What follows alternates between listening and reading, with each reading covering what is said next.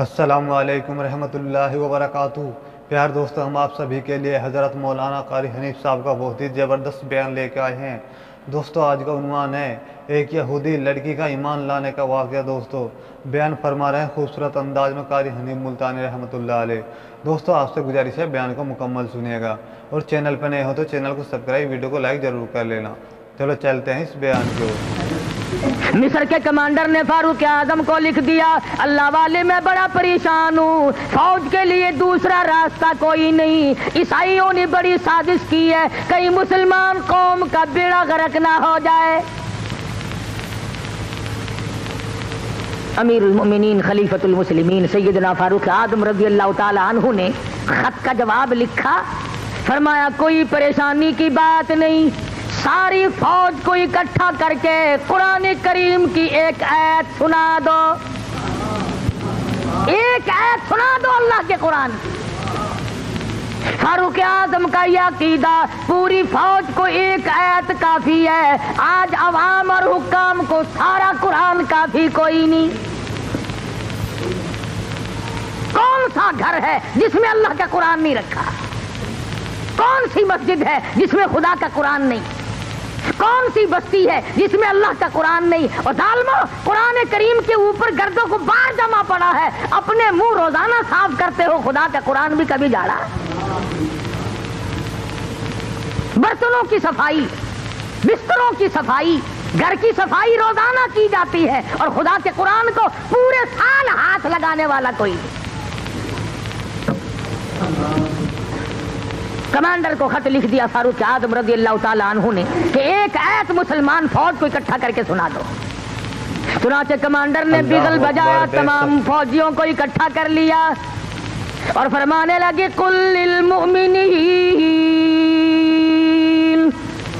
یغضوا من ابصارہم وَيَحْفَظُوا فُرُوجَهُمْ ذَلِكُمْ أَزْكَىٰ لَكُمْ إِنَّ اللَّهَ خَبِيرٌ بِمَا يَصْنَعُونَ۔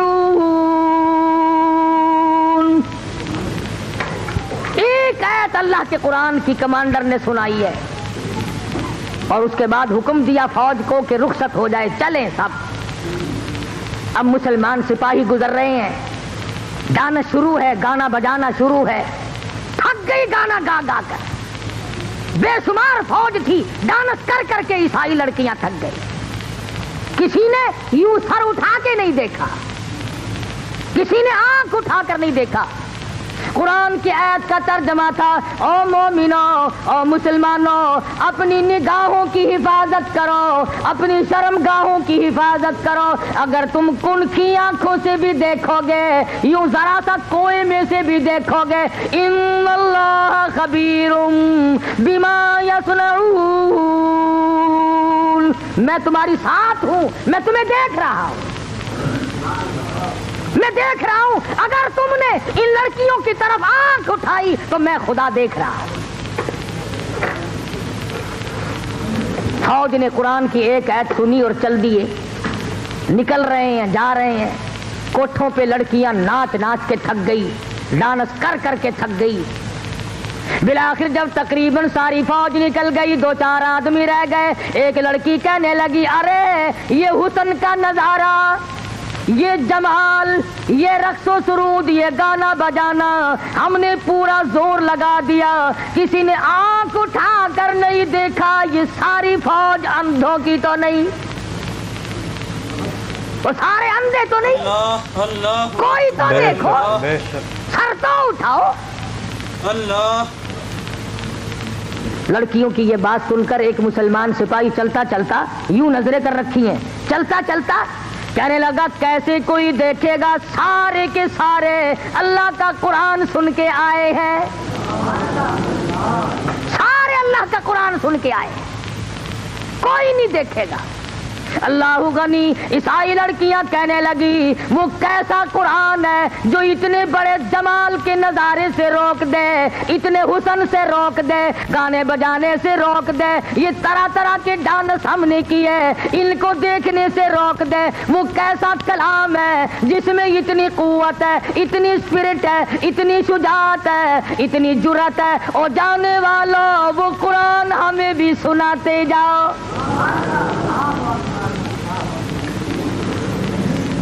وہ خدا کا قرآن ہمیں بھی سناتے جاؤ۔ ایک مسلمان سپاہی نیچے نظریں کی ہوئی ہیں، چلتا بھی جاتا ہے اور کہتا ہے قل للمؤمنین یغضوا من ابصارہم ویحفظوا فروجہم ذالکم ازکی لکم ان اللہ خبیر بما یصنعون۔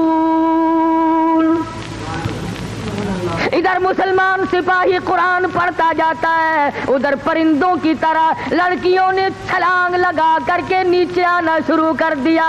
اور قرآن پڑھنے والوں نہ چھوڑ کے جاؤ، ہمیں بھی ساتھ لے جاؤ۔ علماء نے لکھا ہے ایک آیت سن کر کئی 100 عیسائی لڑکی مسلمان بن گئی، اور ہم مسلمان ڈوب کے مر جائیں، سارا قرآن سن کر کے بھی آج تک مسلمان نہ بنے، آج تک مسلمان نہ بنے۔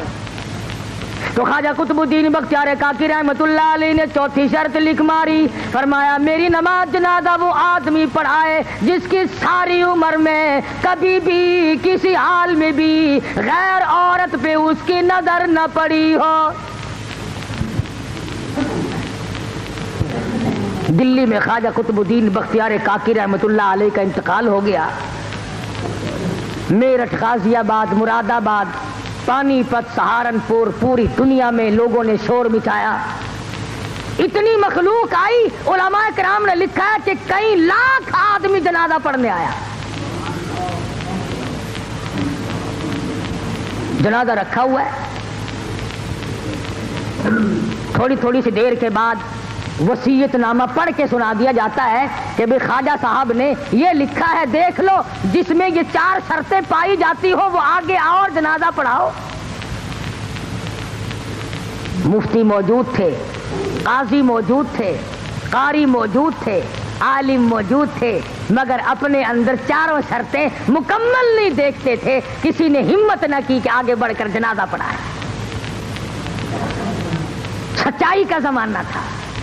آج اگر کوئی لکھ کے بھی رکھو گے نا تو چھلانگ لگا کر پہلے مصلے پہ وہ آئے گا جس نے کبھی فرض پڑھے ہی نہیں ہوں گے۔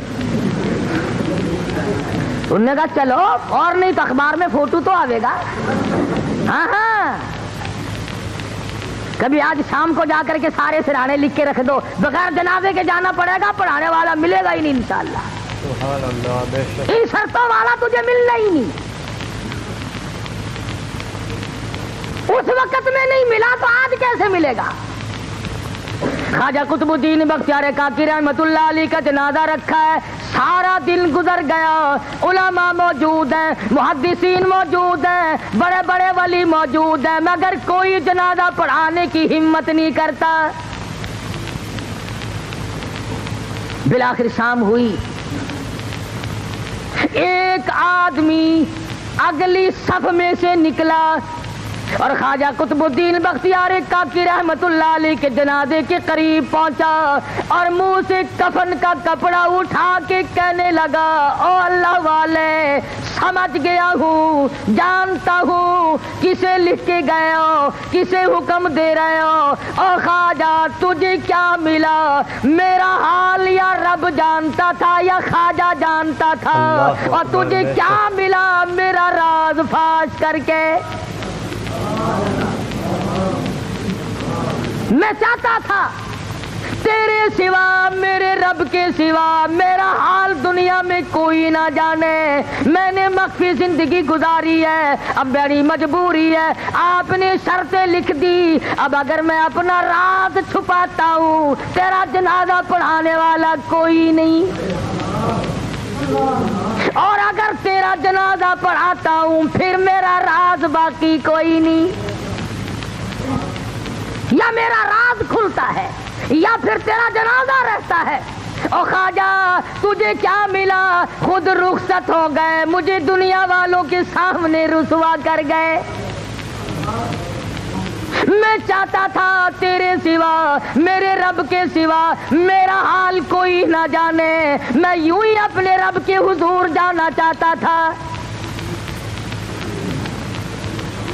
خواجہ قطب الدین رحمہ اللہ کے جنازے کے قریب کھڑے ہو کر آنسو بہائے اور منہ ڈھانپ کر آیا اور کہنے لگا لوگو اب خواجہ کا جنازہ تو میں پڑھاؤں گا ہی، صفیں درست کرو، میں نماز جنازہ پڑھاؤں گا، چاروں شرطیں پائی جاتی ہیں، یقین کرو یہ کوئی صوفی نہیں تھا، یہ کسی مسجد کا امام نہیں تھا، یہ خطیب نہیں تھا، یہ علاقے کا پیر نہیں تھا، یہ کوئی حاجی نمازی نہیں تھا، بلکہ ہندوستان کا اس وقت کا حکمراں جس وقت یہ شرط نامہ لکھا گیا اس وقت کا پورے ہندوستان کا بادشاہ خواجہ شمس الدین التمش تھا۔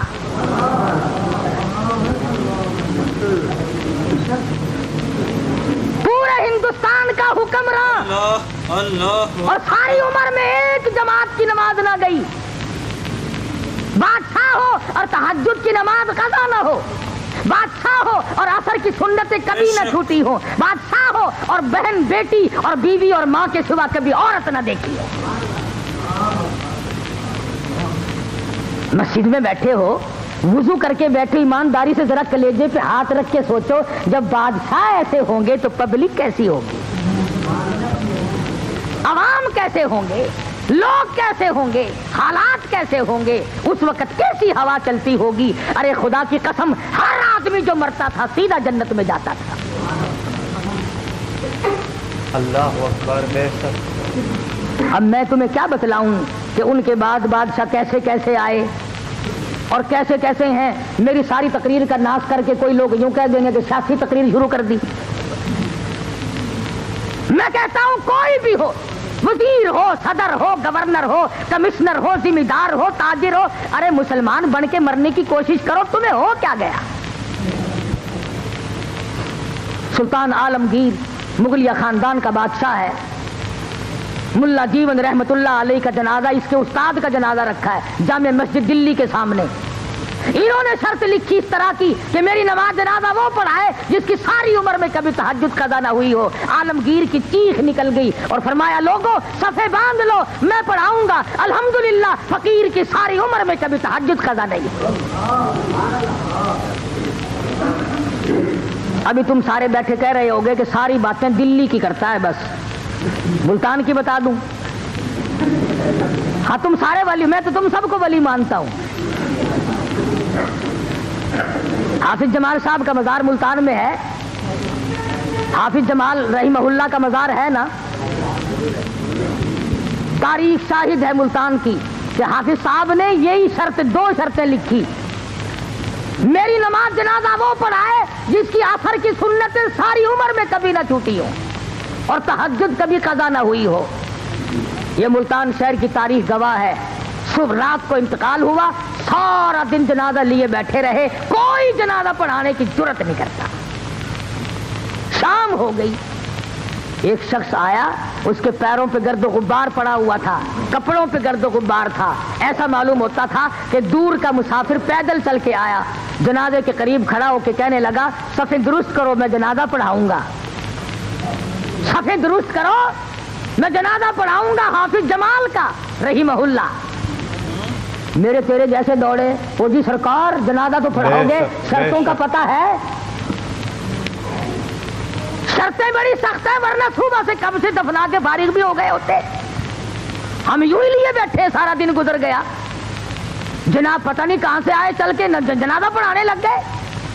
فرمانے لگے الحمدللہ جب سے میں نے ہوش سنبھالا آج تک فقیر کی تہجد قضا نہیں ہوئی۔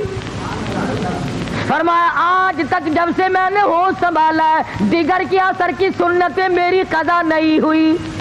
او اللہ والے تو کون ہے؟ فرمانے لگے میں خیر پور ٹاما والی سے چل کے آیا ہوں، ذات کا تمہارو خدا بخش میرا نام ہے۔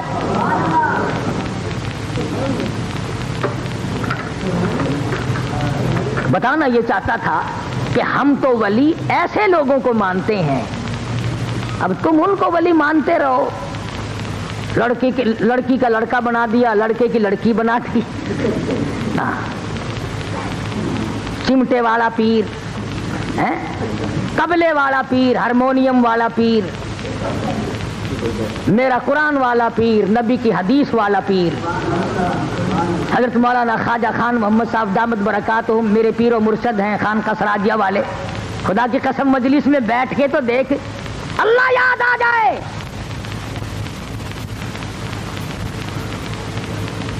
अगर तबले और हारमोनियम खड़काने से वली बनता है तो फिर अताउल्ला मलंग बड़ा वली नहीं। जवाल बंदे मोमिन का बेजरी से नहीं, जहां में तेरा जौहर जो आश्कार हुआ कलंदरी से हुआ है, तवंगरी से नहीं। वो कहता है कि अल्लाह अल्लाह करने से मकाम बनते हैं, खुदा का जिक्र करने से, अल्लाह को याद करने से आदमी का मर्तबा बुलंद होता है, ना कि करामतें दिखाता फिरे जब वली बनता है। मगर रस्मो रिवाज के मुकाबले में, माहौल के मुकाबले में ऐसे लोगों की बात भी कोई नहीं मानता। थोड़ी सी बात मिल गई, उसे लेकर के दौड़ गए और उसी पर अमल करते रहे, उसी पर सारा उम्र बसर कर दी। ये तो कोई हकीकत नहीं। कुरान करीम ने वलियों की पहचान बतलाई, वलियों की शनाख्त बताई। फरमाया अला इन्ना औलिया अल्लाहि ला खौफुन अलैहिम वला हुम यहज़नून। खबरदार वो लोग जो अल्लाह के दोस्त हैं, उनको दुनिया और आखिरत में कोई हुज़्न और मलाल नहीं, कोई परेशानी नहीं। इलाहुल आलमीन, उनकी कोई पहचान बता, उनकी कोई शनाख्त बता जिससे हम लोग उनको पहचान सकें, उनका इंतखाब कर सकें। फरमाया अल्लज़ीना आमनू व कानू यत्तकून। फरमाया वली की सबसे पहली अलामत ये है वो खुद ईमानदार होता है, बड़ा जबरदस्त परहेजगार मुत्तकी होता है। वो तो इतना बड़ा परहेजगार बनता है। उलमा इकराम ने लिखा है कि बुजुर्ग के वाक़यात में उनके सामने हिंदवाना ला के रखा गया, अल्लाह वाले ने हाथ में हिंदवाना लिया और चाकू ले लिया। पूछने लगे उलमा इकराम से, बताओ हिंदवाना तोड़ कर खाना सुन्नत है या काट के खाना सुन्नत है? उलमा इकराम ने जवाब दे दिया, हमें इस बारे में कोई इल्म नहीं। अल्लाह वाले ने हिंदवाना वापस रख दिया। फरमाने लगे अगर तोड़ के खाऊं तो डर है कहीं काट के खाना सुन्नत ना हो, और अगर काट के खाऊं तो डर है कहीं तोड़ कर खाना सुन्नत ना हो। मैं ऐसे काम से को पीछे ही हट जाता हूं जिसके बारे में मेरे आका हजरत मोहम्मद रसूलुल्लाह सल्लल्लाहु अलैहि वसल्लम की सुन्नत मुझे मालूम नहीं।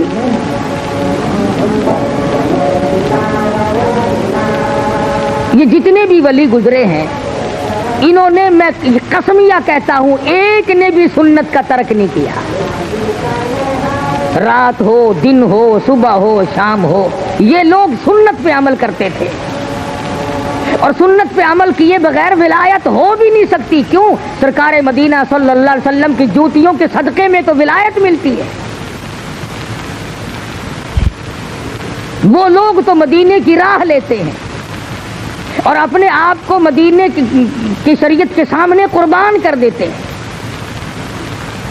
अमीर हो, गरीब हो, छोटे हो, बड़े हो, मर्द हो, औरत हो, कोई भी हो, सारी की सारी जिंदगी कुरान और सुन्नत की रोशनी में मालूमात करके उसके मुताबिक गुजारते हैं। इतना परहेजगार होता है वली मौलाना मुजफ्फर हुसैन कांधली रहमतुल्लाह अलैह। दिल्ली जाना चाहते हैं, कांधले से ऊंट पे सवार होकर सामान दिखला दिया, ये मेरा सामान है, मैं खुद सवार हूँगा। एक आदमी आके कहता है मौलाना ये रुक्का मेरा दिल्ली कागज का पुर्जा एक आदमी को पहुंचाना है। मौलाना फरमाने लगे बैठ जाओ, ऊंट वाला आवेगा, मैं उससे पूछूंगा जितना सामान मैंने तुझे उसको दिखा दिया है और अपना बता दिया है, उससे ज्यादा वो एक कागज के पुर्जे का वजन रखने की इजाजत देता है कि नहीं? अगर मैंने उसकी इजाजत के बगैर अपनी जेब में एक रुक्का कागज का रख लिया तो बेईमानी होगी। اس کی اجازت کے بغیر ایک کاغذ کا رکا رکھنا بھی جائز نہیں، اس لیے کہ سامان اس کو دکھا چکا ہوں۔ مولانا مظفر حسین کاندھلی رحمۃ اللہ علیہ دلی سے واپس ہونے لگے۔ اس زمانے میں بیل گاڑیاں چلا کرتی تھی، تو حضرت بیل گاڑی میں بیٹھ گئے اور دوران گفتگو گاڑی چلانے والے سے معلوم ہوا کہ یہ گاڑی کسی رنڈی کی ہے، ایک کنجری کی ہے جس نے کرائے پہ کی گاڑی رکھی ہوئی ہے اور یہ ملازم ہے اس کا۔ تو مولانا نیچے اتر گئے، فرمانے لگے بھئی ذرا پیشاب کرنا ہے۔ اس کے بعد پیدل چل دیے کہ ذرا پاؤں کھولتا ہوں۔ 10 کوس کا سفر ہو گیا، وہ کہتا رہا مولانا بیٹھ جاؤ، انہوں نے کہا نہیں ساتھ ساتھ چلوں گا یوں ہی۔ جب 10 کوس کا سفر ہو گیا تو وہ گاڑی والا کہنے لگا مولانا میں سمجھ گیا ہوں، جب سے میں نے بتایا ہے کہ یہ ایک رنڈی کی گاڑی ہے اس وقت سے آپ اس میں سوار نہیں ہوئے، میرا خیال ہے کہ آپ اس میں سوار ہوں گے ہی نہیں۔ مولانا نے فرمایا ہاں بات تو یہی ہے۔ کہا حضرت مجھے واپس کیوں نہیں کر دیا؟ فرمایا بیٹھا اس لیے نہیں کہ گاڑی کنجری کی ہے، اور تجھے واپس اس لیے نہیں کیا کہ معاملے کے خلاف ہو جائے گا۔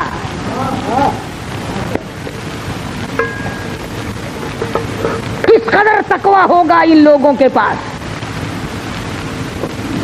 جو اپنی زندگی کے ایک ایک لمحے میں اللہ اور اس کے رسول کی شریعت مقدسہ کا لحاظ کرتے تھے۔ امام ابو حنیفہ رحمۃ اللہ علیہ بہت بڑے جلیل القدر بزرگ ہیں، اللہ والے ہیں، امام ہیں، 53 حج اپنی عمر میں ادا فرمائے، اور کئی حج ایسے ہیں گھر سے لے کر بیت اللہ تک پیدل گئے پیدل آئے۔ مگر تقوی کا یہ عالم ہے، بغداد شہر میں سخت دھوپ پڑ رہی ہے، ایک مکان ہے بہت بڑا، اس کی چھاؤں میں جانور بیٹھے ہیں، آدمی دھوپ میں آرام کر رہے ہیں اور حضرت والا دھوپ میں کھڑے ہیں۔ کوئی واقف آدمی آیا، کہنے لگا حضرت جی پسینے میں شرابور ہو، کپڑے بھیگ گئے، یہ بلا کی دھوپ پڑ رہی ہے، دوپہر کا وقت ہے، آپ یہاں سائے میں کھڑے ہو جائیں، آپ دھوپ میں کیوں کھڑے ہیں؟ سبحان اللہ، فرمانے لگے جس کے مکان کا یہ سایہ ہے، جس کے مکان کی یہ چھاؤں ہے، میں نے اس مکان والے سے قرض لینا ہے، ڈرتا ہوں اس کی کسی چیز سے فائدہ اٹھایا سود نہ ہو جائے۔ کتنا تقویٰ تھا ان حضرات کا۔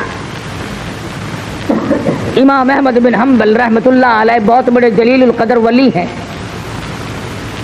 خادم کو ایک اور بات میری یاد رکھنا، نفل پڑھنے سے بھی ولی نہیں بنتا، معاملات کے اندر ثابت قدمی ہو تب ولی بنتا ہے۔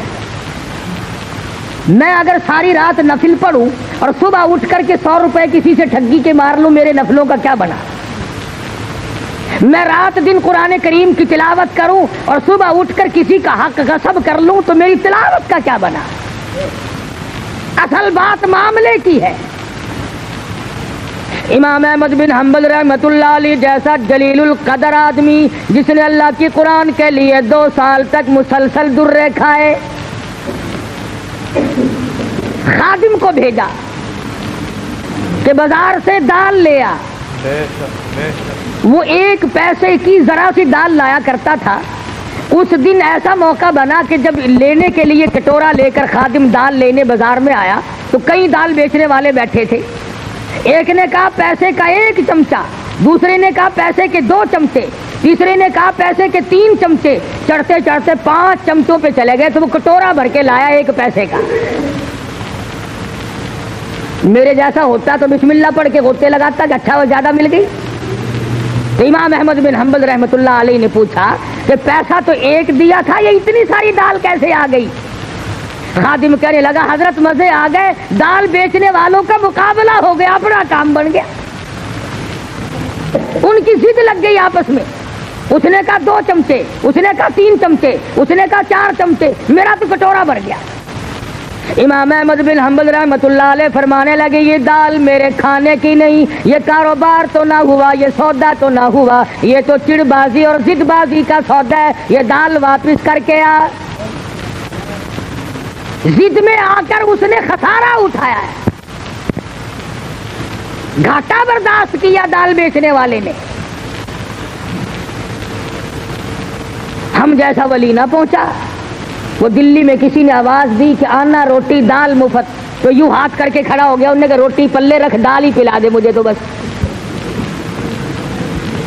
مفت کی چیز کو بڑے تلاش کرتے پھرے ہم.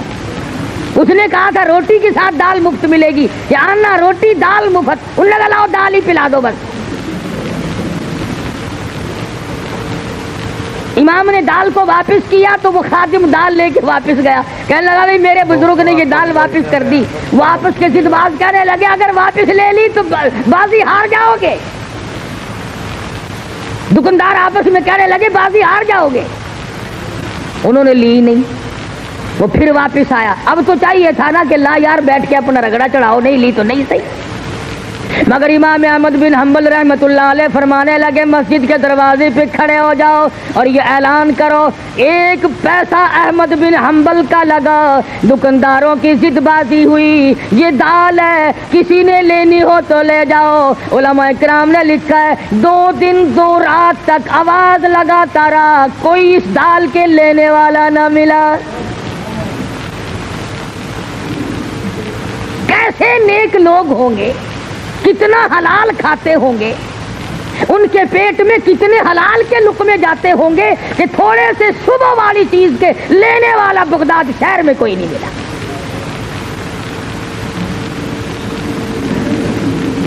امام ابو حنیفہ رحمۃ اللہ علیہ کے سامنے ایک آدمی آیا, پوچھا کیا بات ہے. کہنے لگا جی میری بکری گم ہو گئی. کیسی تھی بکری؟ کہ جی بہت اچھے گوشت کی, فربار موٹی تھی. امام ابو حنیفہ رحمۃ اللہ علیہ نے معلوم کیا کہ بکری کی زیادہ سے زیادہ عمر کتنی ہوتی ہے. کسی نے بتلایا ماہر نے کہ 7 برس. امام ابو حنیفہ نے 7 برس تک بکری کا گوشت نہ کھایا, اس شبے میں کہ وہ بکری شاید آج کٹ گئی ہو, آج کٹ گئی ہو, آج کٹ گئی ہو. تقوی اور پرہیزگاری اس کا نام ہے. کپڑے کی تجارت کیا کرتے تھے امام صاحب. ایک تھان میں کوئی نقص تھا, ملازم نے پوری گٹھڑی کا سودا کر دیا. اب وہ چلی گئی. امام صاحب نے پوچھا کہ اس میں ایک تھان تھا, اس میں نقص تھا, تم نے وہ بتایا اسے؟ کہنے لگا جی میں تو بھول گیا بتلانا. فرمایا کہ اس گٹھڑی, وہ جو گٹھڑی ہے وہ تمام کے تمام کی رقم جتنی بھی ہے اب کیسے مختص کیا جائے کہ یہ پیسہ اس گھٹیا تھان کا ہے اور یہ پیسہ اچھے تھانوں کا ہے. فرمایا اعلان کرو ابو حنیفہ کے کپڑے کی گٹھڑی کی قیمت ہے, ایک تھان اس میں گھٹیا تھا, اس کے پیسے بھی بیچ میں ملے ہوئے ہیں. علماء نے لکھا ہے خادم کئی شہروں میں پھرا, اس گٹھڑی کی قیمت کو اللہ واسطے لینے والا کوئی نہ ملا. آج تو ہمیں سود کے پیسے لا دیں آپ, جزاک اللہ, لاؤ جی لاؤ جی لاؤ جی لاؤ جی. کون پوچھتا ہے کہ کیسے کما کے لائے؟ فرمایا الذین آمنوا وکانوا یتقون,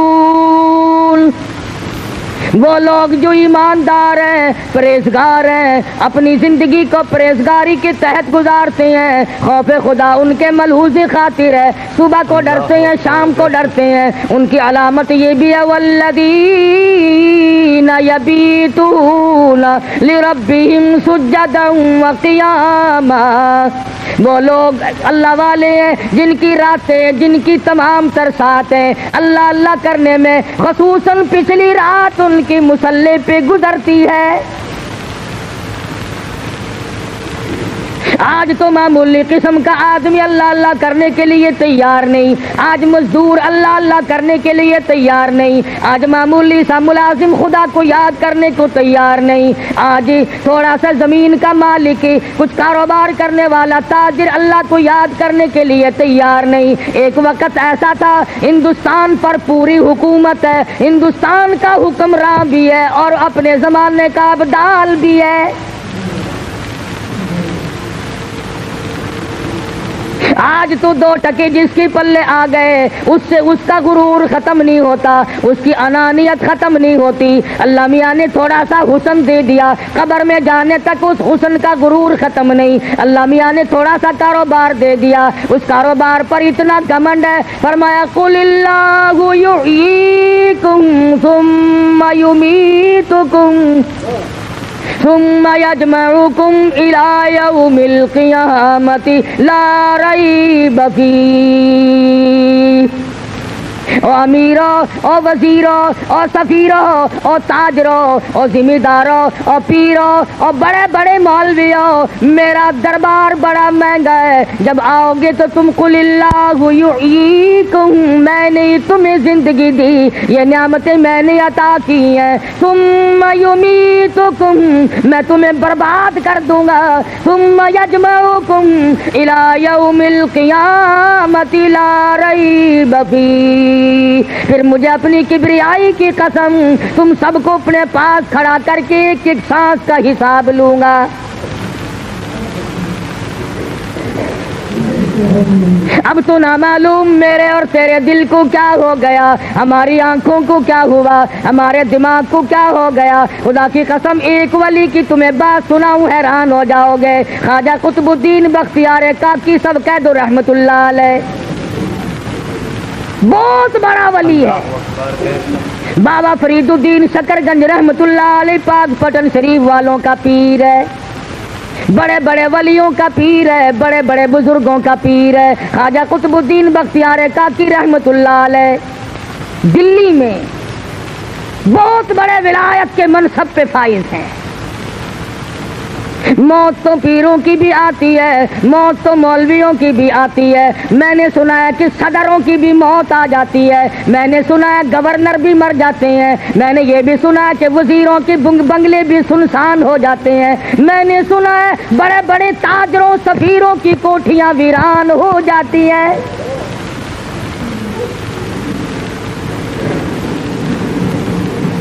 تھوڑی بہت ہی ملکیت کی تو کیا بات ہے، روئے زمین کے مالک چلے گئے، زمین اتنوں کو کھا گئی اور کبھی ڈکار نہ لی، اربوں خربوں انسان زمین میں کھپ گیا۔ خواجہ قطب الدین بختیار کاکی رحمت اللہ علیہ کا آخری وقت آیا، وصیت نامہ لکھا۔ ہمارے یہاں تو وصیت نامے اس قسم کے ہوتے ہیں، چھوٹی کوٹھی چھوٹی بیوی کی، بڑی کوٹھی بڑی بیگم کی، فلاں رقبہ فلاں لڑکے کا، فلاں کار فلاں کی، ہم تو یہی لکھیں گے نا، اور ہم نے کیا لکھنا ہے؟ اصل تو لکھنے کی نوبت ہی نہیں آتی، گول مول دھڑم کر کے موت آتی ہے، فرصت ہی نہیں لکھنے کی۔ اور لکھے گا تو وہ جس کو موت کا یقین ہو، جس کا یہ خیال ہو کہ میری موت آئے گی۔ میرا تیرا تو یہ خیال ہے کہ ہم نے مرنا ہی نہیں، جو زمین میں چلے گئے موت ان کو الاٹ تھی، ہم کیوں مرے؟ اللہ پاک فرماتے ہیں اور تم تو کیا ہو، تم سے بڑے بڑے آئے اور جب میں نے ان کو جھٹکا دیا کیوں نہ کر سکے؟ یہ چونکہ ولی تھے، وصیت نامہ لکھ دیا، میرا جنازہ، وہ جنازہ پڑھانے کی شرطیں لکھ ماری۔ پہلی شرط یہ ہے میری نماز جنازہ وہ آدمی پڑھائے، وہ آدمی میرا جنازہ پڑھا سکتا ہے جس میں 4 شرطیں پائی جائیں۔ میرا نماز جنازہ ہر آدمی نہ پڑھائے، ہر کوئی میرے جنازے کے لیے کھڑا نہ ہو، وہ آدمی پڑھائے جس میں 4 شرطیں پائی جائیں۔ پہلی شرط یہ ہے جب سے اس نے ہوش سنبھالا میرے جنازے کے وقت تک اس کی ایک وقت کی بھی، ایک دن کی بھی، ایک نماز بھی جماعت کے بغیر نہ ہوئی ہو، ساری عمر میں کبھی تکبیر اولا فوت نہ ہوئی ہو، بیماری میں، دکھ میں، درد میں، سفر میں، حضر میں، کسی وقت میں بھی، کسی پریشانی میں بھی، کیسی تکلیف کیوں نہ ہو، ایک وقت کی بھی جماعت کی نماز اس کی ترک اور قضا نہ ہوئی ہو۔ پہلی شرط نماز جنازہ پڑھانے کی یہ ہے۔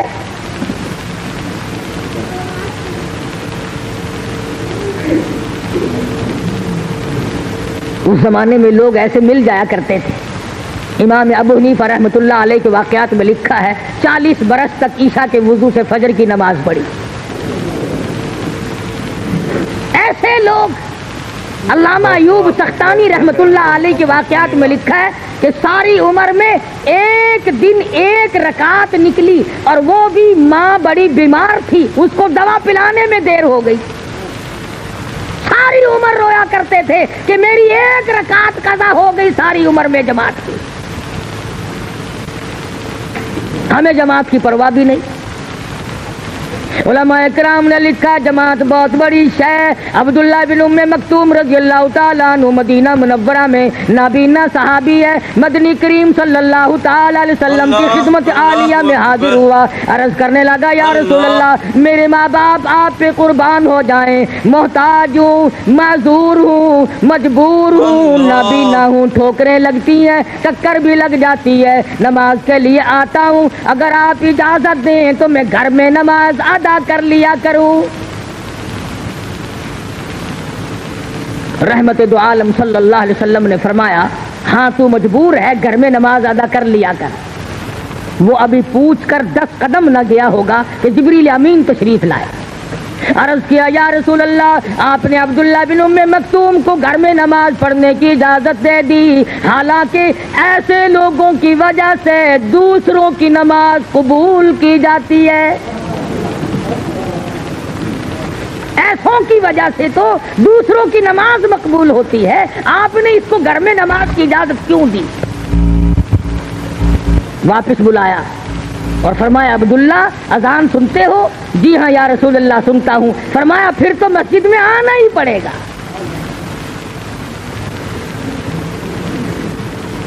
جماعت کی نماز تو کیا پڑھیں گے، ہمیں صحیح معنوں میں جمعہ پڑھنے کی بھی توفیق نہیں۔ کئی لوگ جمعے میں بھی چلاکی مارتے ہیں، خطبے میں آ جائیں گے، جماعت آخری رکعت میں آ کے رل جائیں گے اور اپنے دل میں خیال کرتا ہے کہ میں نے جمعہ پڑھ لیا، مجھے یہ معلوم نہیں کہ گھاٹا کتنا پڑا۔ علماء اکرام نے لکھا ہے خطبے کی اذان ہوتی وہ فرشتے جو دروازوں پہ کھڑے ہوتے ہیں وہ اپنے کاغذات کو بند کر کے خطبہ سننے بیٹھ جاتے ہیں، جمعے کی فہرست میں تیرا نام ہی نہیں، تیرا نام ہی نہیں۔ دکان پہ بڑا سویرے پہنچتا ہے کہ گاہک آ کر نہ چلا جائے۔ جمعے کے متعلق چھٹی کا دن ہے جی، آج تو دیکھی جائے گی، چلے جائیں گے جی، پہنچ جائیں گے جی۔